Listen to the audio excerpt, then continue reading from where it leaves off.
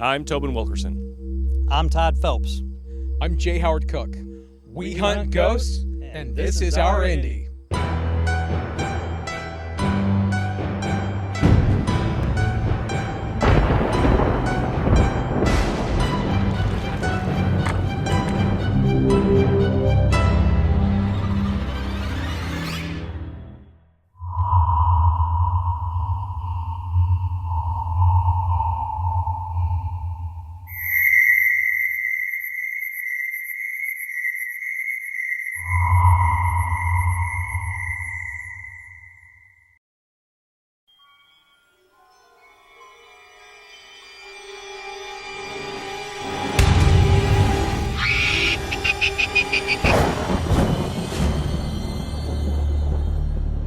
Hello, everybody.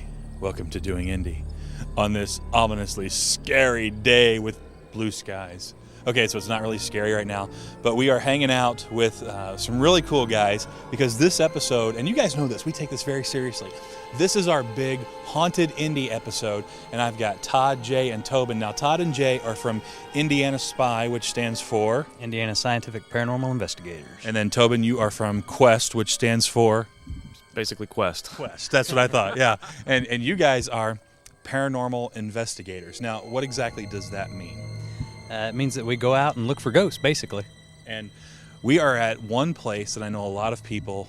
There's a history and a lore here. And Jay, when people think of Central State, there's just this kind of weird thought anyway because of the history of this place, isn't there? Absolutely. And it's the most infamous insane asylum in the state, and if not the Midwest. So the fact that it was abandoned, many years ago just adds to that history and mystery. What, 1995, they just opened the doors and let everybody out, something like that, right? That's from what I hear, yeah. They just opened the doors and everybody was able to just go free. So what happened to them, I don't know. I mean, there's lots of stories of people dying here, people being tortured here. So it's very possible that there's some leftover energy here. We just have to go in and check it out and see what we can find. What are some of the things that you guys have heard about the hauntings that take place here? Lots of voices. You'll hear people walking behind you. When there isn't, objects will move on their own. People see shadows walking in the hallways. There are tunnels under our feet. People see and hear things down there occasionally. Some buildings seem to have more activity than others, but it seems to be a lot of shadow activity. How did you guys get involved in something like this? I mean, was there a catalyst in your childhood that made you want to do this? For me, there was. When I was younger, in my teenage years, I had an experience where a family member had passed away and then he had come to visit me, basically the night that we buried him. So that got me interested in it, and I've always been interested in it since then. About 3 years ago, I decided, you know what, it's time to get out and start seeing what we can capture and to prove that this really exists. I was a freshman in high school having an overnight with a bunch of buddies I swam with, and an orb, which we don't really like to see sometimes, about the size of a beach ball, showed up in the room we were in. They told me it was going to, and we followed this orb around the rooms for a good 45 minutes before it left the space, and that got me hooked. That wasn't like a Brady Bunch thing where they put like a coat hanger and a thing in a trunk. I need to breathe. Yeah, nothing like that. Nothing like that. I'm showing my age here by referencing the Brady Bunch. But what about you, Tobin? Anything? Yeah, it started at, we moved into a house when I was 9 years old. Excuse me, I lived there till I was 16. And the whole time that I lived there was constant activity. So it was more of I wanted to learn more about it as it was going on. So it would keep me from getting so scared. And ever since then, I've just been fascinated with it. All right, so this is one of the buildings that we're going into tonight. This is the admin building right here. And some of the equipment that we're going to use tonight to determine if there's any paranormal activity. We have handheld digital audio recorders that we'll use to do EVP sessions. Now, what does EVP stand for? Electronic voice phenomena. And that is a sound that may or may not be audible to the human ear, but is often recorded on a recorder. And the ones we use are digital, and they're small and handheld, and we'll have multiple recorders running tonight. We got EMF detectors, which is electromagnetic fields. So we'll measure those. We have digital thermometers that will check for temperatures, variances in temperatures and variances in electromagnetic field will oftentimes let you know whether there's a paranormal presence there or not. And so, Tobin, what are you thinking? You thinking we're going to find anything tonight?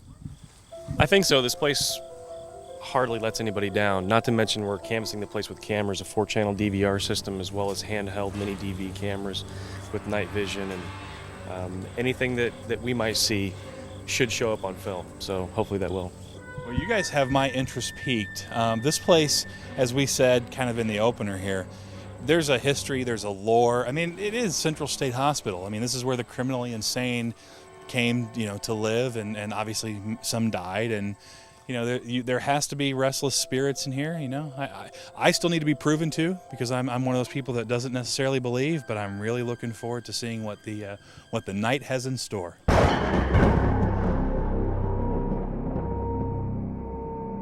Okay, so the big night's finally here. We've got Tobin, Todd, and Jay that you guys met earlier, and we are at an undisclosed location within Central State, and we're about ready to do some ghost hunting, right? That's right. That's right. All right, let's do it.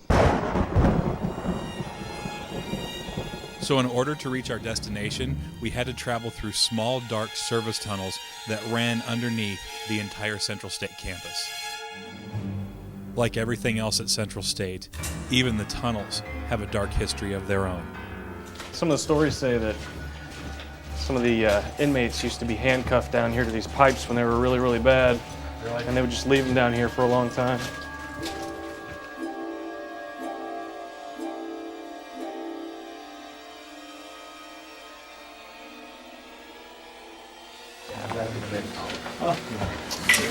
You got it?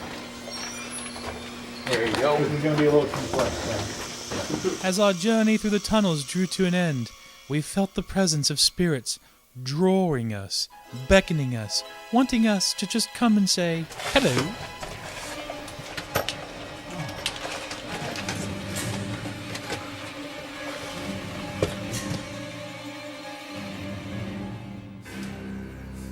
Stay low. Yeah. Just think we just keep drawing, keep drawing, keep drawing. Stay low, stay low. There we go. Love it. Hang on, I got some next to you. I got the cord. See, I wasn't going to let you go, Zach. There. I wasn't going to let you go. Okay, so we just made it through the tunnels, and we're about ready to start our investigation. But you know what? To see the investigation, you guys are going to have to tune in to Doing Indy next week for part 2 of Paranormal Indy, right? That's right. That's right. So make sure you guys stick around. Remember, in Indianapolis, it's always so easy to do so much, especially scary stuff. You just have to get out there and do something. See you next week.